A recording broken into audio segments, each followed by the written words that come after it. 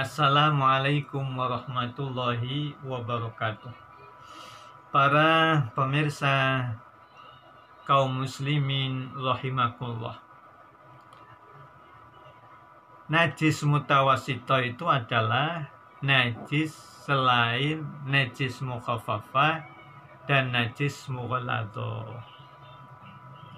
Termasuk najis mutawasito adalah kotoran manusia, kencing manusia, kotoran binatang, baik yang halal dagingnya ataupun yang tidak. Kemudian bangkai binatang itu semuanya najis mutawasito, kecuali anjing dan babi.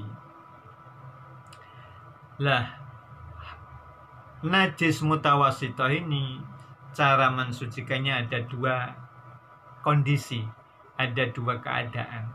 Yang pertama adalah keadaan di mana najisnya itu terwujud, ada, nyata.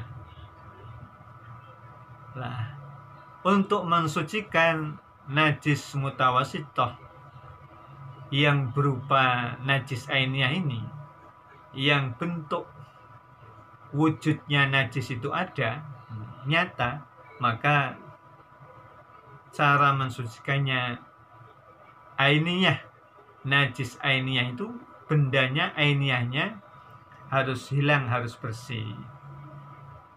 Sebelum bersih sifat-sifatnya, maka tidak bisa dikatakan bahwa najis mutawasito itu telah hilang atau telah dianggap suci.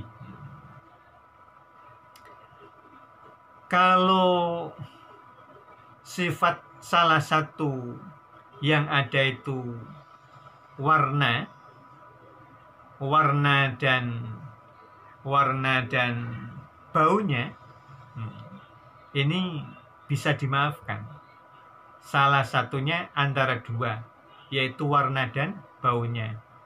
Kok masih ada, itu bisa dimaafkan. Tetapi kalau dua-duanya tidak bisa, maka kain atau benda yang kena najis itu tidak bisa dikatakan sudah suci. Terus kalau rasanya, dua sifat itu sudah hilang, tapi rasanya kok masih utuh, rasanya masih ada. Nah, toharoh yang demikian ini belum terhitung suci. Artinya benda yang kena najis itu tidak atau belum dikatakan suci. Misalnya ada tai kucing di lantai rumah kita. Tai kucing ini termasuk najis mutawasito, yang aininya, najis aininya. Kenapa? Karena bendanya nyata, kelihatan. Nah, itu cara mensucikannya, harus benda najisnya itu hilang, ya. Kemudian sifat-sifatnya juga tidak ada, hilang juga. Itu harus kita teliti, ya. Rasanya masih ada apa tidak. Kalau rasanya masih ada, maka najisnya masih ada. Oleh karena lantainya belum bisa dikatakan suci. Kalau salah satunya yang dua, yaitu warna dan baunya, salah satunya masih ada, yang lain sudah tidak ada, rasanya tidak ada, warnanya tidak ada, ya. Baunya masih ada, ini sudah bisa dikatakan suci, itu sudah makfu. Jadi kalau salah satunya itu bisa dimakfu selain rasa. Kalau kedua-duanya warna dan baunya masih ada, lantai yang sedang kita sucikan itu belum terhitung tohirun, belum terhitung suci. Jadi sifat-sifatnya itu harus hilang. Sifat-sifatnya itu harus hilang. Kalau belum hilang, itu belum bisa dikatakan suci. Ini cara toharoh mensucikan najis mutawasitoh yang berupa najis ainiyah. Sekali lagi, bentuk atau wujud najisnya itu harus hilang, harus bersih. Sifat-sifatnya juga hilang. Kemudian yang kedua, membersihkan najis mutawasitoh yang berupa najis hukmiyah. Jadi yang pertama itu najis ainiyah, yang kedua najis hukmiyah. Najis hukmiyah itu adalah najis yang ainiyahnya, bendanya sudah tidak ada, bahkan sifat-sifatnya juga tidak ada. Misalnya ada kucing. Kucing ini kencing di lantai rumah kita sampai garing, garing karena tidak segera dibersihkan.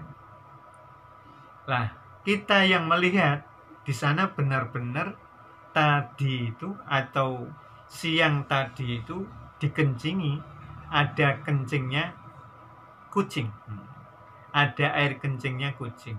Nah, sekarang sudah kering. Ketika kita cium, tidak lagi kita temukan sifat bau dari air kencing kucing itu. Kemudian warnanya juga tidak kita temukan, rasanya juga tidak kita temukan. Lah, najis yang demikian itu namanya najis hukmiyah. Cara mensucikannya cukup mudah, yaitu cukup dengan disiram air. Disiram dengan air 1 cibuk, itu sudah dianggap sebagai toharoh, dan lantainya sudah dihitung suci menurut syarat atau menurut agama. Oleh karena itu, lebih baiknya untuk mensucikan najis ainiyah itu harus kita pakai strategi, kita siasati. Najis ainiyah itu kita jadikan najis hukmiyah lebih dahulu. Artinya, kalau lantai kita itu dikencingi oleh kucing, di situ ada air kencingnya, ini jangan kemudian kita siram langsung dengan air. Kalau kita siram langsung dengan air, maka najasahnya akan melebar selebar air itu mengalir. Selebar air itu mengalir. Ini repot. Oleh karena lebih baik itu dijadikan najis ainiyah itu dijadikan najis hukmiyah lebih dahulu. Artinya air kencing itu kita lap lebih dahulu, kemudian kita keringkan lantainya itu, kita gosok dengan tisu atau dengan kain sehingga kering benar, bahkan sifat-sifatnya juga hilang. Lah, setelah air kencingnya hilang, sifat-sifatnya hilang, baru kita siram dengan air. cukup satu siraman dengan air yang bisa membasahi lantai itu, maka lantai itu diperhitungkan sudah memenuhi proses toharoh dan lantainya sudah bisa dihukumi tohirun, dihukumi suci menurut agama, menurut syarat. Jadi itu cara mensucikan najis mutawasitoh. Ada dua jenis najis mutawasitoh, yaitu najis ainiyah, najisnya tampak, dan yang kedua najis mutawasitoh yang berupa najis hukmiyah, artinya najisnya tidak tampak, tapi yakin kita lihat bahwa di situ ada bekas najis, bahwa di situ ada najisnya, namun najisnya atau benda najisnya tidak tampak, sudah hilang. Lah, yang perlu saya tandaskan juga, mensucikan itu kalau airnya sedikit, maka airnya ini harus dituangkan, yang dipancurkan, yang dituangkan, yang dibasuhkan. Kenapa? Sebab kalau tidak dibasuhkan, benda yang kena najis itu yang diincelupkan, maka tidak sukses, tidak berhasil. Air yang ada itu menjadi mutanajis semua. Tapi airnya, kalau airnya jumlahnya sedikit, maka kita harus tuangkan, maka kita harus pancurkan, kita basuhkan. Satu misal, ada